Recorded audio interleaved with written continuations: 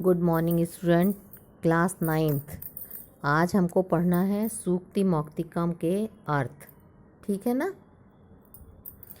तो वृत्तम यत्नेन संरक्षेत वित्तमेति चयाति च अक्षीणो वित्ततः क्षीणो वृत्तस्तु हतो हतः। ठीक है ना। वृत्तम मीन्स हमारा आचरण, चरित्र। संरक्षित मीन्स रक्षा करना। वित्तम माने धन, एति माने आता है, याति माने जाता है, अक्षीणा माने नष्ट हुआ है। ओके। तो इसका अर्थ है आचरण की प्रयत्न पूर्वक रक्षा करनी चाहिए।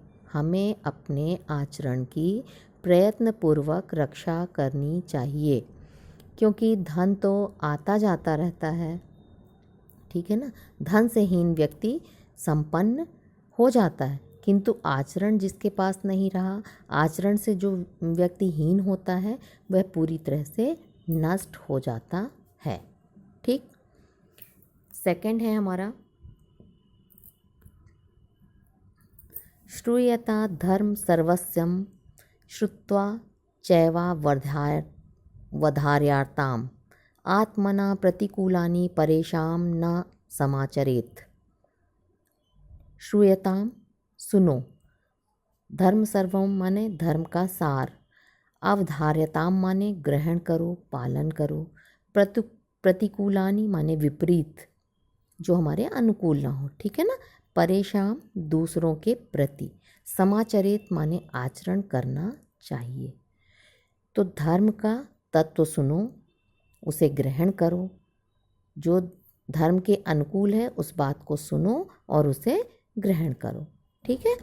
अपने से प्रतिकूल व्यवहार और आचरण दूसरों के प्रति कभी नहीं करना चाहिए। जो व्यवहार हमें स्वयं के लिए अच्छा नहीं लगता है, वैसा व्यवहार हमें दूसरों के लिए नहीं करना चाहिए।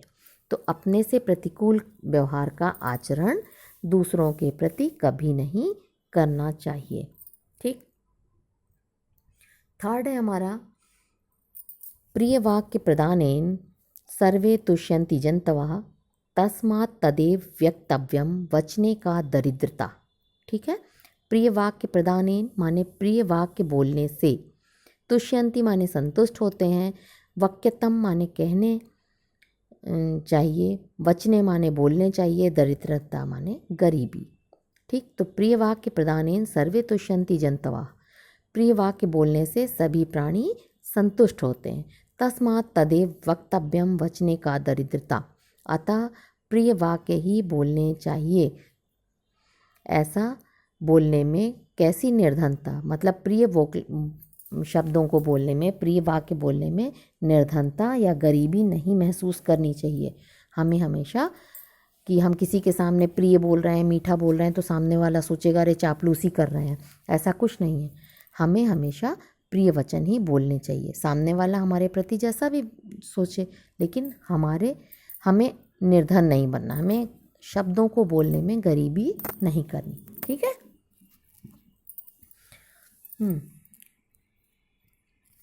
पिबन्ति नदः स्वमेव नाम्भ स्वन खादन्ति फलानि वृक्षा नादन्ति सस्य खलु वारिवाह परोपकाराय सता विभूतिया। ठीक है ना।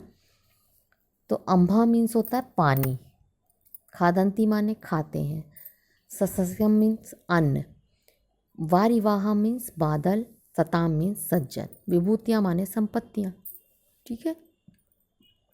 तो जिस प्रकार से नदियाँ अपना जल स्वयं नहीं पीती हैं, वृक्ष स्वयं अपना फल नहीं खाते हैं, बादल अन्न को स्वयं नहीं खाते। भाई बादल अन्न बारिश करते हैं, वर्षा करते हैं, परंतु अन्न अपना वो स्वयं नहीं खाते। इसी प्रकार से जो सज्जन व्यक्ति होते हैं वो संपत्तियों को दूसरों के उपकार के लिए जोड़ते हैं। ठीक है ना। नदियाँ स्वयं जल नहीं पीती, वृक्ष स्वयं फल नहीं खाते, बादल अन्न को स्वयं नहीं खाते हैं, और इसी प्रकार से सज्जन व्यक्ति जो होते हैं अपने संपत्ति का संचय किसके लिए करते हैं। एक आपके हिंदी में भी है कि वृक्ष कबहू नहीं फल भकै, नदी न संचय नीर। ठीक है ना। वैसे ये भी अर्थ है कि नदियाँ स्वयं जल नहीं पीती, वृक्ष फल स्वयं नहीं खाते हैं, बादल अपना अन्न स्वयं नहीं खाते। इसी प्रकार सज्जनों की संपत्तियाँ भी दूसरों के उपकार के लिए होती हैं। जो सज्जन व्यक्ति होते हैं वो परोपकार के लिए संपत्ति एकत्रित करते हैं, धन का संचय करते हैं। ठीक है। फिर नेक्स्ट है हमारा 5th, गुणेष्वेव हि कर्तव्यः प्रयत्नः पुरुषः सदा, गुणयुक्तो दरिद्रो अपि नश्वरः गुणैः समः। अगुणय मीन्स गुणहीनों से, दरिद्र मीन्स निर्धन, ईश्वरः मीन्स ऐश्वर्यशाली, समः मीन्स समान। ठीक है। मनुष्य को सदा गुणों को प्राप्त करने का प्रयत्न करना चाहिए।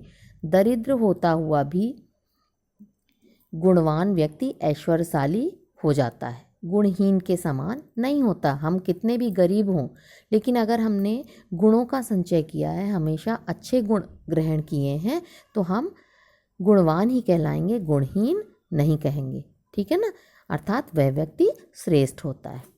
ठीक है। नेक्स्ट, आरंभ गुवी क्षयिणीं क्रमेण लद्वी पुरा बुद्धि वृद्धिमती च पश्चात दिनस्य पूर्वार्ध परार्ध भिन्ना छाये मैत्री खल सज्जनाम। आरंभ गुर्वी माने आरंभ से लंबी, क्षयिणी मीन्स घटती स्वभाव वाली, क्रमेण मीन्स क्रम पूर्वक, लद्वी मीन्स छोटी, पुरा मीन्स पहले, वृद्धिमती लंबी होती हुई, परा पूर्वा परार्ध, भिन्ना छाये माने पूर्वाहन और अपराह्न की छाया की तरह अलग होती। पूर्वाहन समझ गए, सुबह का जो सूरज होता है, और अपराह्न माने हमारे दोपहर के बाद वाला जो सूर्य होता है, जो छाया पड़ती है। दुष्टों और सज्जनों की, खल सज्जनाम माने दुष्टों और सज्जनों की। ठीक है। तो आरंभ गुवी क्षयणी क्रमेण, आरंभ से बड़ी धीरे धीरे होने वाली, मतलब पहले जब हमारा सूर्योदय होता है तो पहले हमारी छाया कैसे बहुत बड़ी दिखती है। ठीक है। और धीरे धीरे छोटी होने लगती है। लद्वी पुरा वृद्धिमती च पश्चात, और फिर वह धीरे धीरे बढ़ने वाली के साथ साथ में छोटी होने लगती है। दिन से पूर्वार्ध भिन्ना, तथा अपराह्न काल की छाया, मतलब दोपहर की छाया कैसी हो जाती है, दुष्टों और सज्जनों की मित्रता के जैसे अलग अलग होती है। अगर हम सज्जनों की मित्रता करते हैं, मतलब सूर्योदय का में प्रभात काल का साथ देंगे, सुबह उठेंगे, सुबह के सूर्य को नमस्कार करेंगे, तो हमें किसका विकास होगा, सज्जनों की मित्रता होगी और सज्जनों के समान हमारे गुण आएंगे। और अपराह्न की छाया, मतलब अगर हम सूर्यास्त के बाद कोई काम करते हैं या सूर्य ढलते समय करते हैं, तो हमारी वो कैसी हो जाती है, दुष्टों की मित्रता के समान हो जाती है। दोनों की छाया अलग अलग होती है। ठीक है। नेक्स्ट है, यत्रापि कुत्रापि गता भयो हंसा मही मंडनाय हानिस्तु तेषां की ही सर्वोराणा येषा मरालय स विप्रयोगम। मराला मीन्स हंस, हंसा मीन्स हंस, सरोवराणाम माने तालाब, विप्रयोगा माने अलग होना, हानि मीन्स हानि। ठीक है ना। तो पृथ्वी यत्रापि कुत्रापि गता भवेयु हंसा मही मंडनाय, पृथ्वी को सुशोभित करने वाले जो हंस भूमंडल में सर्वत्र प्रवेश करने में सक्षम है, मतलब हंस कहीं भी जा सकता है हमारे भूमंडल में पूरे। हानि तो उन सरोवरों की ही है जिनका उन हंसों से वियोग हो जाता है। हंस मतलब उस तालाब की हमेशा हानि होती है जिस तालाब के पास हंस जा कर के और वहाँ से अलग हो जाते हैं, लेकिन हमारे आकाश मंडल की तो हमेशा शोभा ही बढ़ाते हैं वो। ठीक है ना।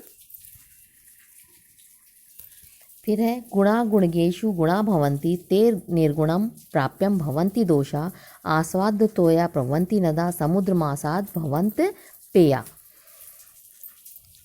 अब गुणगेश माने गुणों को जानने वाले, दोषा मीन्स दुर्गुण, आस्वाद्यतोया माने स्वाद से युक्त जल वाली, असाध्य माने प्राप्त करके, अपेया मीन्स न पीने योग्य।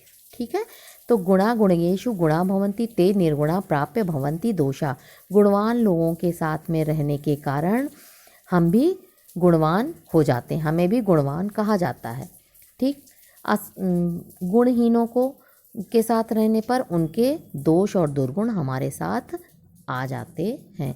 गुणी व्यक्तियों का अगर हम साथ करते हैं तो उनके गुण हमारे अंदर आ जाते हैं, और अगर हम निर्गुण व्यक्तियों का साथ करते हैं तो उनके दोष हमारे अंदर आ जाते हैं। ठीक उसी प्रकार जैसे नदियाँ सुस्वाद जल वाली होती हैं, नदियों का जल सब स्वाद युक्त होता है, किंतु समुद्र में मिल जाने के कारण उन नदियों का पानी भी नमकीन हो जाता है, मतलब स्वादहीन हो जाता है, उसमें पीने योग्य नहीं रह जाता।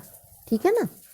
कई सारी नदियों का जल अलग अलग रहने पर पीने योग्य रहता है, स्वाद युक्त होता है, किंतु समुद्र में मिल जाने के बाद उन नदियों का जल भी खारा हो जाता है और पीने योग्य नहीं रहता है। ठीक है, तो हमारे अर्थ खत्म हुए। कल अपन पढ़ेंगे इसके क्वेश्चन आंसर। ओके बच्चों।